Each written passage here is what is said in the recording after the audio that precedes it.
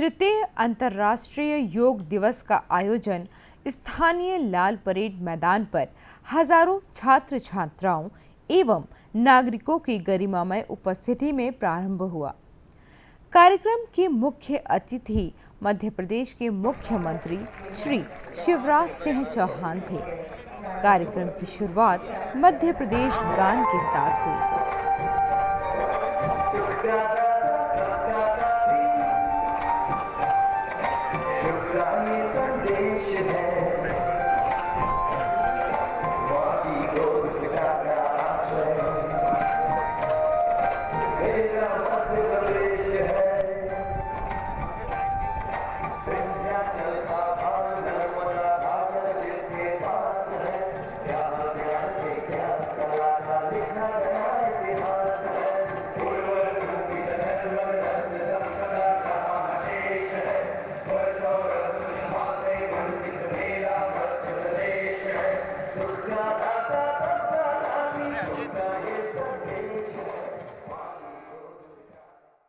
मध्य प्रदेश गान के पश्चात प्रधानमंत्री श्री नरेंद्र मोदी जी ने योग संदेश देते हुए देशवासियों को योग की महत्ता बताई, साथ ही इसे जीवन में अपनाने की सलाह दी। प्रसन्न जीवन हो, इन सबको अगर किसी एक मार्ग से पाया जा सकता है तो मार्ग है योग। एक संपूर्ण जीवन को संतुलित रूप में कैसे जिया जा सकता है,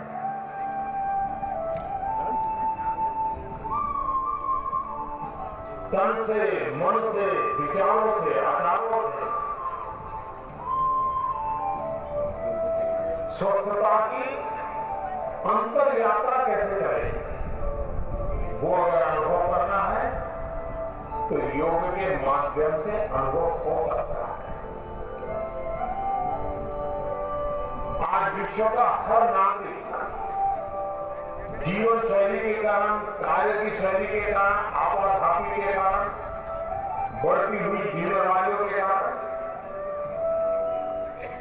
तनाव से मुक्त जीवन जीना मुश्किल हो रहा है। हमें हमारी दिनचर्या में, हमारे जीवन में, हमारे कार्यकलाप में उन चीजों को लाना बहुत आवश्यक है जो हमें तनाव भरी अवस्था में भी तनाव से मुक्त रहने का रास्ता दिखाए, ताकत दे। और वो संभव है योग के नित्य अभ्यास। भाई नीचे मैं सभी योग प्रेमियों से आग्रह करूंगा कि हर वक्त हम संकल्प करें कितने नए योग अभ्यासों को हम साथ भर जोड़ेंगे। योग को एक आंदोलन बनाने में हम स्वयं क्या भूमिका निभाएंगे। आप देखिए, दुनिया की सुख शांति में हम योग के द्वारा अहम योगदान दे सकते हैं। मैं आपको निमंत्रित करता हूं, सिर्फ अंतर्राष्ट्रीय योगा दिवस नहीं, लेकिन योग जन चेतना जगाने के लिए, जन मन को स्वस्थ बनाने के लिए एक आंदोलन बने और आप उस आंदोलन के योगी बने। यही मेरी आप सबको बहुत बहुत शुभकामनाएं। मोदी जी के उद्बोधन के पश्चात मुख्य अतिथि श्री शिवराज सिंह चौहान जी ने योग को आत्मसात करने पर बल दिया। भाइयों, विश्व योग दिवस पर आप सबको हार्दिक शुभकामनाएं और हमारे प्रधानमंत्री जी को कोटि का धन्यवाद। ये उन्हीं का विचार और विजन है, सोच है कि आज करोड़ों की संख्या में पूरी दुनिया में लोग योग अभ्यास कर रहे हैं। योग भारत के अत्यंत प्राचीन विधा है, लेकिन पूरे विश्व के जन जन के मन में हमारे प्रधानमंत्री श्रीमान नरेंद्र मोदी जी ने योग को विकसित किया है। पहला सूत्र निरोगी का है, शरीर आधर्म सर्वधर्म साधन, शरीर माध्यम सब धर्मों को पाने, शरीर स्वस्थ चाहिए, शरीर निरोगी चाहिए। और आज नहीं, हजारों साल पहले हमारे ऋषियों ने इस योग की विधा का आविष्कार किया। स्वामी विवेकानंद जी कहते हैं, मनुष्य केवल शारीरिक भावना से होता नहीं, वो ईश्वर का अंश है, वो अमृत का पुत्र है, वो अमरानंद का भाग्य है, वो अनंत शक्तियों का भंडार है। दुनिया में कोई काम ऐसा नहीं कि जो वो न कर सके।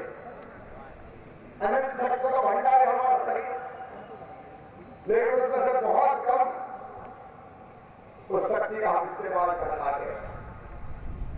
मस्तिष्क का एक बहुत बड़ा भाग ऐसा है जिसका पूरा उपयोग नहीं होता। योग हमारे अंदर की शक्तियों को और प्रखरता से जागृत करता है, शरीर स्वस्थ रखता है, मन प्रसन्न रखता है, बुद्धि को प्रखर बनाता है, काम करने की क्षमता बढ़ाता है। आज बड़ी समस्या है तनाव, मशीनी जिंदगी में, रोज की आवाधापी में, जिसको देखो वो कहता है बड़ा टेंशन है। इस टेंशन से मुक्त तनाव से मुक्त होने का तरीका है योग। और इसलिए आओ हम सब योग करें। जीवन आनंद है, जीवन उत्सव है, जीवन प्रसन्नता है। आनंद और प्रसन्नता के साथ जिए एक सफल और सार्थक मानव जीवन। क्योंकि वो मानव जो रोगी है तो वो भी एक तरह से कई बार बोझ बन जाता है। हम समाज को बोझ नहीं बने, देश और समाज को आगे बढ़ाने में अपना सर्वश्रेष्ठ योगदान देंगे। इसलिए योग करके शरीर को स्वस्थ रखेंगे, मन को प्रसन्न रखेंगे, बुद्धि को प्रखर करेंगे। यहाँ हमारे बड़ी संख्या में विद्यार्थी स्टूडेंट्स बैठे हुए हैं। हमने एक योजना बनाई हुई है, 12th बोर्ड में 75% नंबर तो लेके आएगा और उसके बाद उसका एडमिशन मेडिकल कॉलेज में होता है, इंजीनियरिंग कॉलेज में होता है, IIT में होता है, IIM में होता है, किसी भी कॉलेज में होता है।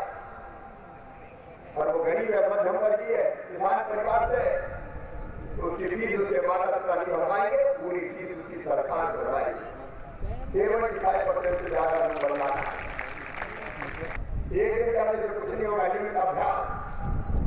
एक चीज हम करें योग, और एक चीज कभी ना करें नशा। मैं नहीं कहता कि कोई करता होगा, लेकिन मैं सावधान भी करना चाहता हूं।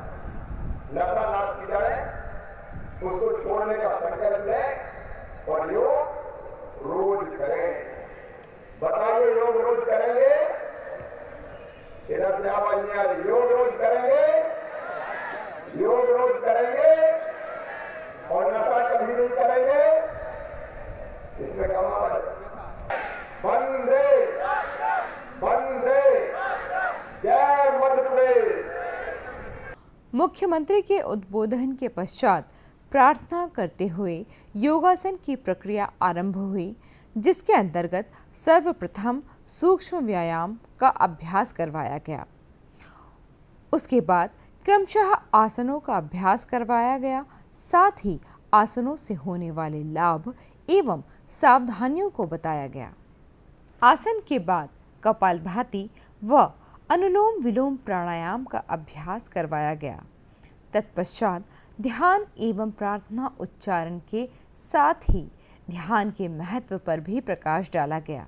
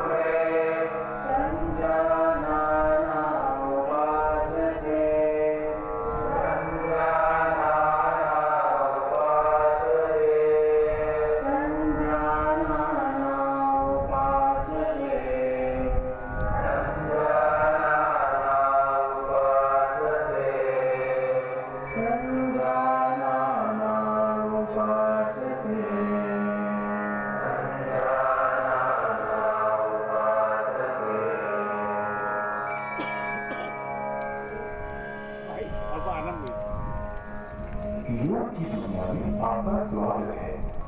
पैरों को आरामदायक स्थिति में फैलाएं तथा हाथों को कमर पर रखें। सांस छोड़ें तथा सिर को धीरे धीरे आगे की ओर झुकाएं और थोड़ी को छाती से स्पर्श कराने का प्रयास करें।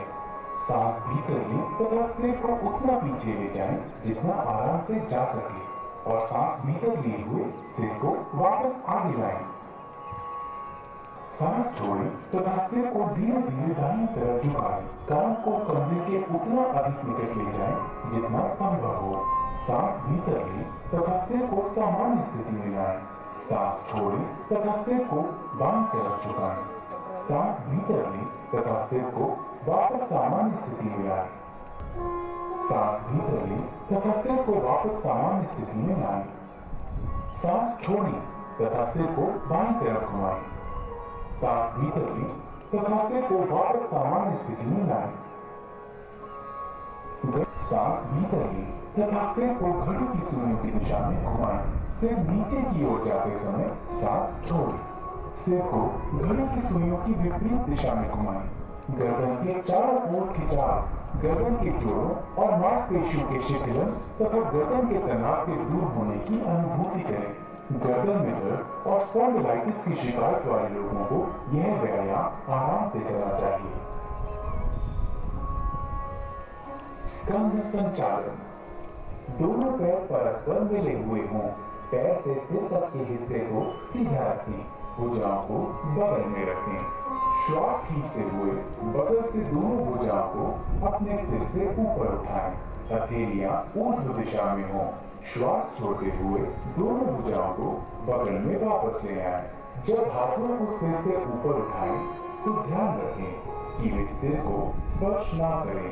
हाथ की उंगलियों को बाएं कंधे पर रखें और उसी तरह दाएं हाथ की उंगलियों को दाएं कंधे पर।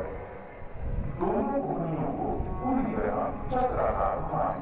आगे की ओर कोहनियों को घुमाते हुए वक्षस्थल के सामने स्पर्श कराने की कोशिश करें और जब कोहनियों को घुमाएं तो उन्हें कानों के समीप ले जाने की कोशिश करें। इसी तरह विपरीत दिशा में भुजाओं को खींचते हुए घुमाएं और कोशिश करें कि इस दौरान भुजाएं शरीर को स्पर्श करें। इस क्रिया को बाएं से दाएं अर्थात घड़ी की सुई की विपरीत दिशा में 5 बार दोहराएं।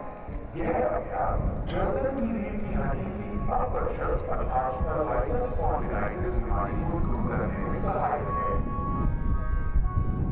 हर घुमाना पैरों को परस्पर 2 फुट की दूरी पर रखें।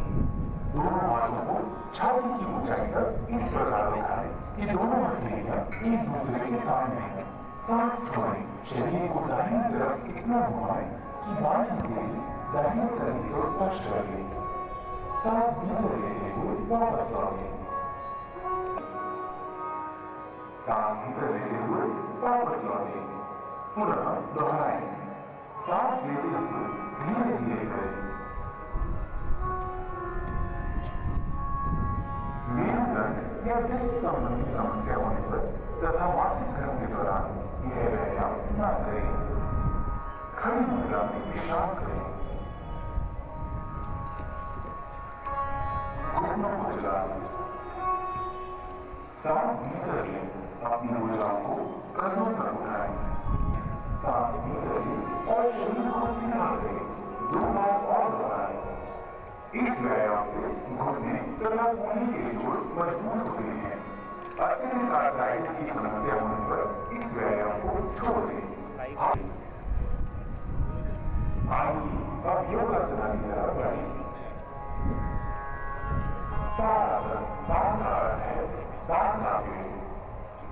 पैरों को परस्पर 2 इंच की दूरी पर रखें। उंगलियों को आपस में जोड़ें तथा कलाइयों को बाहर की तरफ मोड़ें। सांस भीतर लें तथा भुजाओं को ऊपर उठाते हुए कंधों की सीधी ले जाएं। एड़ियों को भूमि से ऊपर उठाएं और अंगूठों पर संतुलित हों। इस स्थिति में 10 से 15 सेकंड तक रहें। ये आसन शरीर में मजबूती लाता है। रीढ़ से जुड़ी तंत्रिकाओं में संतुलन को ठीक करने में सहायता देता है और गलत मुद्राओं को ठीक करता है। सांस छोड़ें। एड़ियों को नीचे लाएं। उंगलियों की जकड़न को खोले, हाथों को ढक के सामान को नीचे लाइए और खड़े होने की मुद्रा में वापस आए। दोनों पैरों में 2 इंच की दूरी बनाकर खड़े हो जाए। आंखों के सामने किसी बिंदु पर ध्यान केंद्रित करें। श्वास को शरीर के बाहर छोड़ते हुए दाएं पैर को मोड़कर उसके पंजे को बाएं पैर की अंदरूनी जांच कर रखें। गहरी श्वास लेते हुए दोनों हाथों को ऊपर की ओर ले जाएं और हथेलियों को परस्पर मिलाएं। इस स्थिति में 10 से 15 सेकंड तक रहें। इस दौरान सामान्य रूप से श्वास प्रश्वास करें। यह आसन तंत्रिका तंत्र की स्नायुओं को बेहतर और शरीर को संतुलित बनाता है। आर्थराइटिस रोग से ग्रसित होने पर इस आसन का अभ्यास ना करें।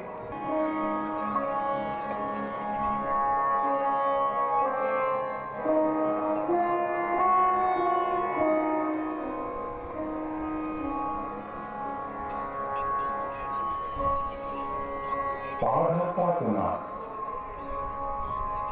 पाद का अर्थ है पैर और हस्त का अर्थ है हाथ।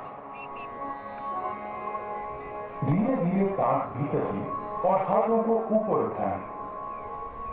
शरीर को कमर से ऊपर की ओर खींचें। सांस छोड़ें तथा आगे की तरफ तब तक झुके जब तक पूरी हथेली धरती को स्पर्श करने लगे।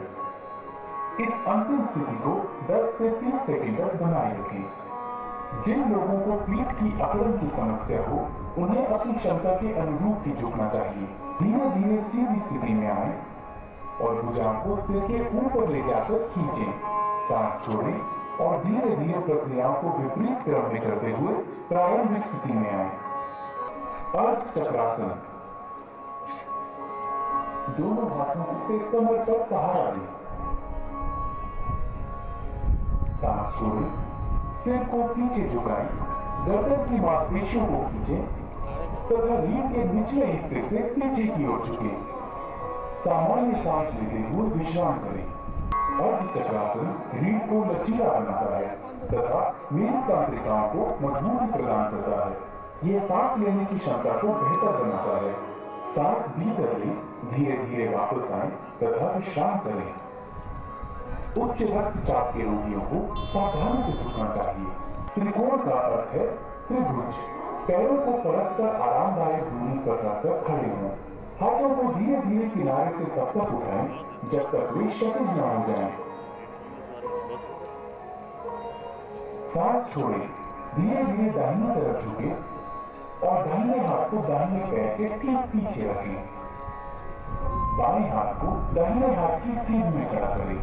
सामान्य श्वास के साथ इस स्थिति में 10 से 30 सेकंड तक रहें। ये समतल पैर से बचाता है, पिंडलियों, जांघों तथा कमर की मांसपेशियों को मजबूती प्रदान करता है और मेरुदंड को लचीला बनाता है। दाईं तरफ के लिए फिर दोहराएं। स्लिप डिस्क, साइटिका और उदर शल्य चिकित्सा के उपरांत यह आसन ना करें।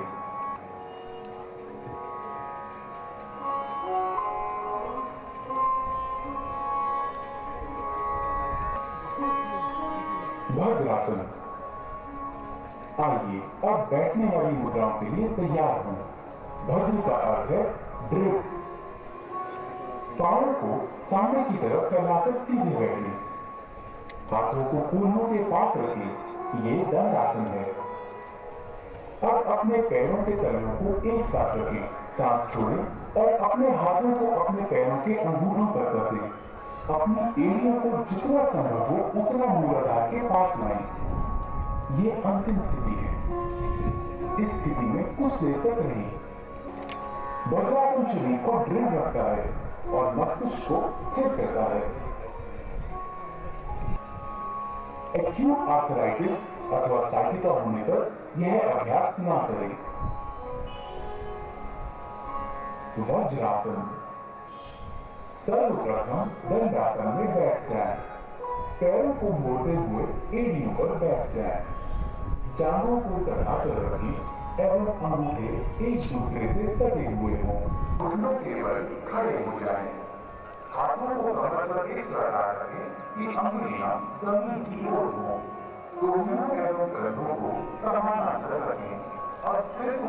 नीचे की तरफ झुकाते हुए ग्रीवा की मांसपेशियों को खींचें। श्वास को अंदर खींचते हुए पैर को जितना संभव हो सके उतना झुकाएं। श्वास बाहर छोड़ते हुए इस स्थिति में शिथिल हो जाए। सामान्य रूप से श्वास प्रश्वास करते हुए इस स्थिति में 10 से 30 सेकंड तक रुके। 10 एवं 20 दर्द से मुक्ति मिलती है।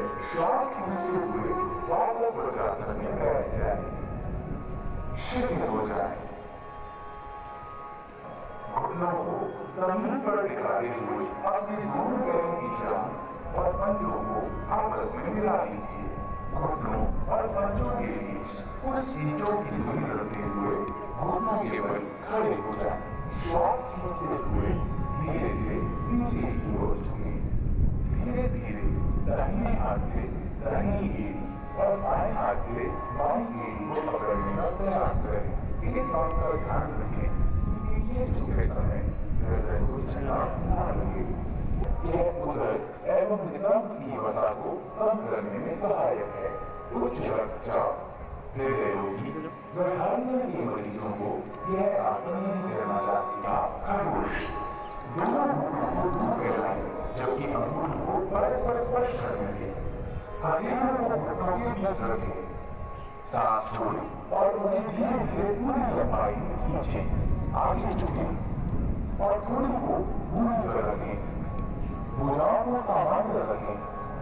अंतर्राष्ट्रीय योग दिवस के अवसर पर हजारों की संख्या में छात्र छात्राओं ने सामूहिक योग किया, आसन किए, प्राणायाम किया और जाना कि योग आज की दिनचर्या में क्यों आवश्यक है। और साथ ही साथ ये प्रण भी लिया कि वे अपनी दिनचर्या का एक नियमित हिस्सा इसे बनाएंगे। एक बार पुनः आप सभी को अंतर्राष्ट्रीय योग दिवस की हार्दिक शुभकामनाएं।